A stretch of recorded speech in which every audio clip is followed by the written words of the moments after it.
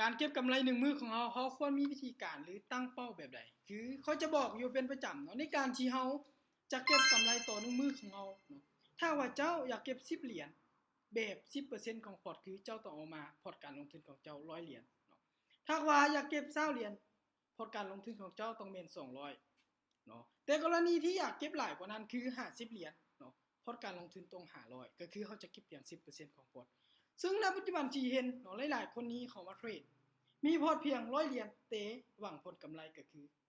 100% ของพอร์ตที่จะได้ตัวนี้จะเป็นความเสี่ยงที่ว่าสูงเนาะโอกาสที่จะได้ก็ว่าน้อยหลายเนาะแต่จะเสี่ยงนี่ค่อนข้างว่าสูงเนาะสูงแบบโคตรๆเลยฉะนั้นการที่เจ้าจะเก็บกำไรได้ก็คือเฮาเพียง 10% หรือ 5% ยิ่งเป็นการดีเนาะ